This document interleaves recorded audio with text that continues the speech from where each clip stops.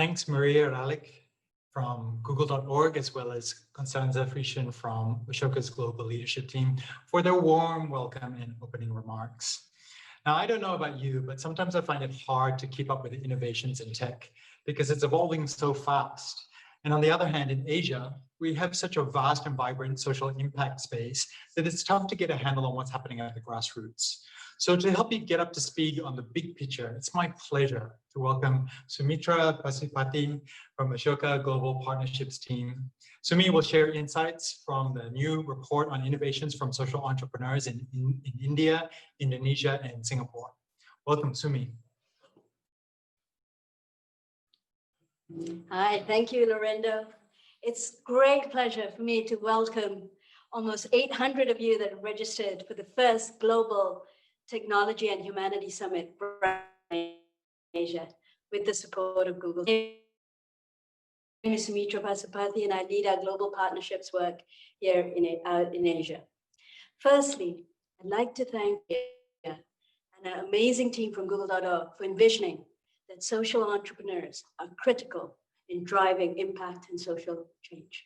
We started this conversation last year and we were encouraged by the resolute support by google.org through the pandemic for the 30 organizations. The organizations you see today will come from India, Indonesia, and Singapore, 30 founders and their next generation leaders. Over 23 organizations are reaching close to 300 million children. The others focus on planet, climate, health, and inclusion, and perspectives on digital safety, particularly around hoax, misinformation, children's rights, and freedom on the internet. These conversations come at a critical juncture in our history. And just to have a glimpse and a sense of what we are feeling into the future, I'm often reminded by a great quote by a dear friend and Ashoka fellow, Cynthia Rong from Forever Sabah in Malaysia. She says, "We're living in a time of unknown unknowns. The era for controlling for risk is over. We now need to manage, cope, and lead ahead for uncertainty and unknown unknowns in the future." Indeed, the pandemic has reminded us that we are entirely embraced by an entirely different future where change is the norm. And this is where social entrepreneurs can make a difference. Social entrepreneurs are the grassroots and use citizen science and knowledge to create more good. Social entrepreneurs help us see the potential in solving the largest issues in the world, and yet are acutely aware of the many unintended consequences that exponential technology adoption brings. For the Global South, this is an untapped opportunity to positively impact more than 3 billion people through change making. So what is change making? Change making is the ability for every human to take empathic and creative action to solve problems for the good of all. In a world where technology is increasingly prevalent, the invitation for all change makers in the room is to create a more just and humane society. Importantly, I'm excited that this is our moment in Asia to shape our future together. In that pursuit, we undertook a study with social entrepreneurs in the Global South, and we found 3 big takeaways. Firstly, we need to continue to focus on the human agency, the human power to create more good. Leading social entrepreneurs are using technology to accelerate the best of human qualities, like creative problem solving, empathy, building teams that have distributed leadership, networked societies, and new ways of leadership with deep consciousness for all.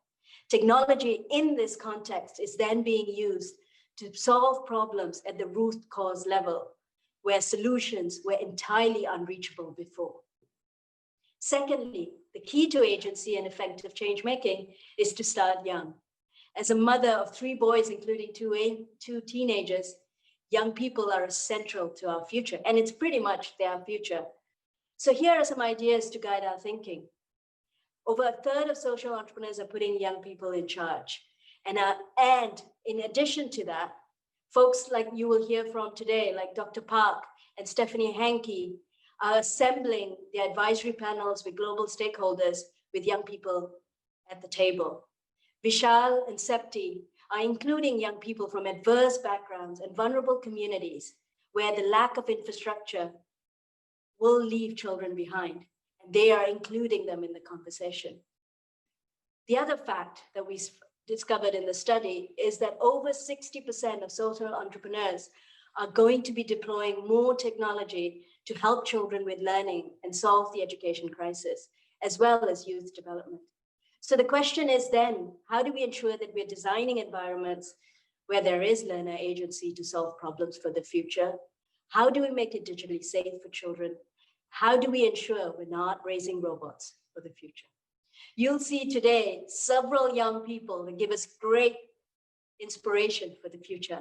Ara, Gavita, Kamal, Anugrah, and Faye. They'll have a seat at the table next to social entrepreneurs in this important conversation. So we've covered human agency, which is important, and the ways to unleash it in the young. The third critical factor in our study is we must continue to foster and nurture offline communities to ensure participation of all. Social entrepreneurs continue to connect communities from the most remote islands of Papua to the tribal communities in India to create more change makers. The more diverse and interconnected that communities are offline, the more resilient online communities we will have, dealing with modern day challenges like hoax, misinformation, and bias. Listen to Zach, who talks about the unborn spirit very passionately from Indonesia, or Raj and Samina, who are involving women and children in tier 3, tier 4 cities in India. Many of our panelists are leveraging the power of our deeply rooted Asian culture and sense of community to bring people together to create for a better and more just society. Lastly, it is absolutely critical, and none of this will be possible if we do not actively build a new relationship and interconnect with governments, local and international foundations, and corporations here in Asia as important allies to continue to build the field to support systemic leaders. The study shows that technology companies will start to play a bigger role as system leaders to create a society for the good of all. So the opportunity is that we will need to organize quite differently. We need citizen science involved in the development of technology solutions. And again, social entrepreneurs and young people will need a seat at the table with enhanced resources. As you can tell, there's still much work to be done to overcome several of the important barriers, like allowing for new data ownership models that unleash the participation of all, enabling the creation of new economic models, striving for greater transparency and accountability, and creating better governance and rights framework. I'm excited about the endless possibilities, energized by the future, and thrilled that you can join us today. So let's get started. And up next is a series of videos from Dr. Park, Apar, and Stephanie Hankey that would help us understand how to navigate the future on digital safety and rights, moderated by our very own Constanza from Ashoka. We invite you to bring your curious mind to these sessions. Make sure you co-learn together, drop your conversations and your questions into the chat box, and use the connect function and interconnect with unusual allies in the audience to build bridges for a better world. Thank you very much and see you very soon.